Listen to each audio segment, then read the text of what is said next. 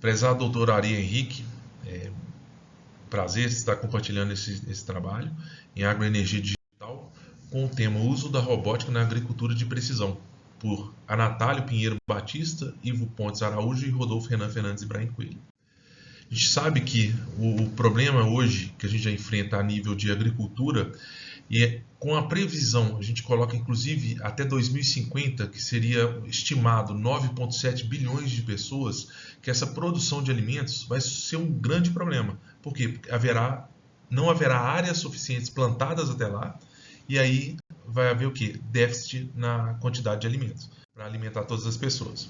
Então o agronegócio é essencial para a economia mundial, e nós podemos ver isso agora no Brasil, que o agronegócio acabou suportando em época de pandemia uma potencial crise, ele acabou colaborando com a economia brasileira. Então a gente pôde ver isso até no nosso país mesmo.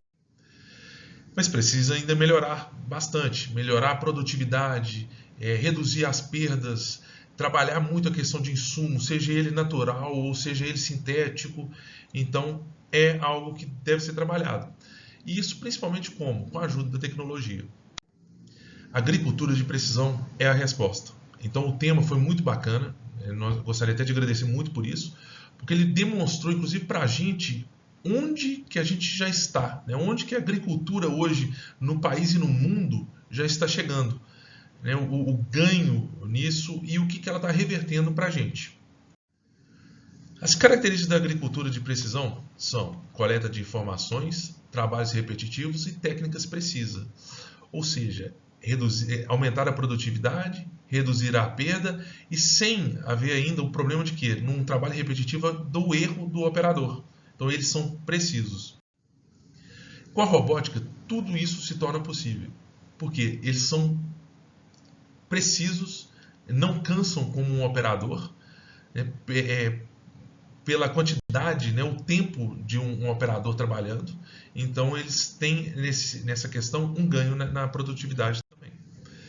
E cada dia que passa está mais difícil encontrar quem? Os trabalhadores.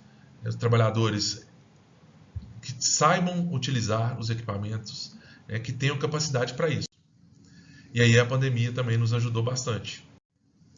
Aqui a gente demonstra os robôs auxiliando em colheitas, né, sem danificar a estrutura da árvore, do arbusto, e sendo preciso na coleta dos frutos. No tratamento das plantas, aqui até mais para frente a gente vai demonstrar como que ocorre essa utilização no meio da cultura. O que ela propicia? Ela é tão precisa que ela não ocorre o dano na estrutura da planta, da monocultura, do espécime plantado. Ou seja, ele anda numa linha e é corrigido pelo equipamento. Corrigido de maneira a você não compactar a área plantada, não danificar a estrutura da planta e com isso você ganha na produtividade e na redução de perda. Na proteção, onde você tem aqui no caso, nós temos um drone de aplicação aérea de herbicidas, fertilizantes, fungicidas, formicidas, aquilo que for necessário para a cultura. Aí na prática, qual a real situação da aplicação da robótica na agricultura? Então a gente fala, às vezes, no tema, a gente fica até achando que está longe da gente, mas isso usualmente já é aplicado no país inteiro, no mundo inteiro. Então hoje nós tivemos a oportunidade de demonstrar isso, o ganho e na prática como que realmente ocorre. Aqui eu tive a oportunidade, na usina Cerradão, localizada no município de Frutal, Minas Gerais, de acompanhar dentro do equipamento, né, dentro da colhedeira, como que funciona essa robótica, né, esse robô, essa agricultura de precisão. Então aqui a gente vê um monitor FM1000 acoplado com um Nave Controller 2. Não é um equipamento tão avançado, mas ele tem essa precisão, ele tem esse ganho para a usina, tá? Então ele sim, a gente já demonstra através dele esse ganho.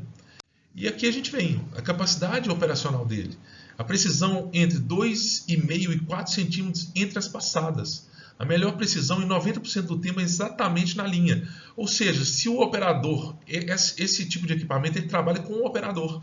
Mas se o operador estiver guiando e ele começar a sair um pouco, ele corrige automaticamente o curso do operador. Então demonstra o tanto que ele tem que andar para a esquerda, para a direita, e como que está o alinhamento dele. Então, para ele praticar a correção. A possibilidade de voltar no mesmo rastro no ano seguinte, ou seja, você que tem cultura perene, semi-perene, você consegue voltar no mesmo trajeto com a precisão, ele te demonstra exatamente. Melhor aproveitamento das áreas pela menor margem de erro entre as passadas e continuar as operações com a referência exata da linha de plantio. Em um dos vídeos inseridos na apresentação, a gente demonstra, primeiro, externo do equipamento externamente, demonstrando ele vindo em linha na colheita de cana-de-açúcar, a colhedeira, e em paralelo está o transbordo, né? O trator puxando o transbordo.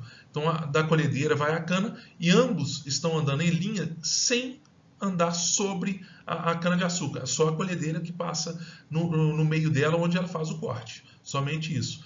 Então, nessa imagem aqui, a gente consegue ver a diferença de um autopilot, né?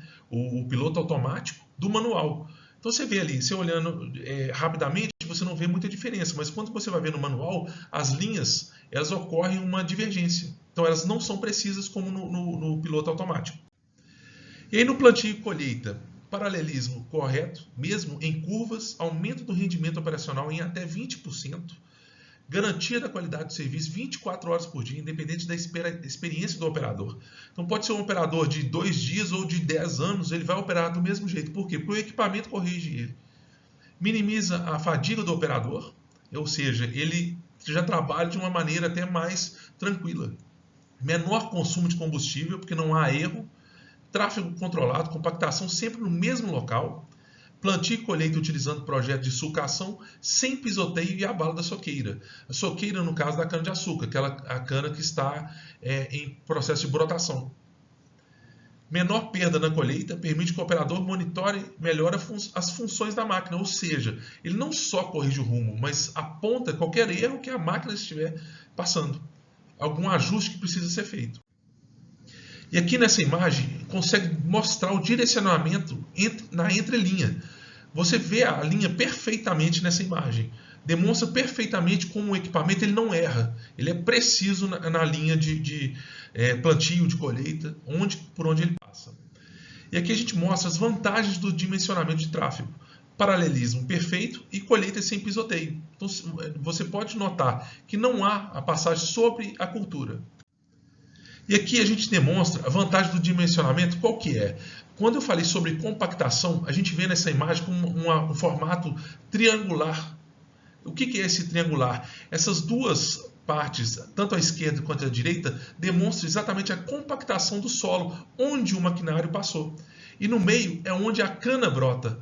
Ela não foi compactada. Então essa imagem ela demonstra perfeitamente a vantagem dessa utilização. Que a gente coloca compactação localizada, canteirização, ou seja, ela não passa sobre a cultura. Então ela é perfeita em todos os processos. E para que realizar a técnica? Piloto automático com o uso do sinal RTX, a sulcação e plantio feito com tratores guiados por RTX, aumenta em cerca de 5% da quantidade linear de sulcos. Ganha 500 hectares em uma área de 10 mil hectares. Ou seja, antigamente, só com o operador, ele estava perdendo. Hoje ele está ganhando essa área. Né? Ganhando assim, ele está sendo perfeito na aplicação. Os diagnósticos indicam estimativa de perda na produtividade de 3,70 toneladas por hectare por pisoteio na colheita e 2,80 toneladas por hectare em função da indisciplina de tráfego nas demais operações, totalizando 6,5 toneladas por hectare de perdas pelos tráfegos de máquinas. Ou seja, isso agora, o empreendimento ele já não perde mais. Então hoje ele já ganha isso, já é 100% em cima da área plantada. Ele é perfeito no plantio.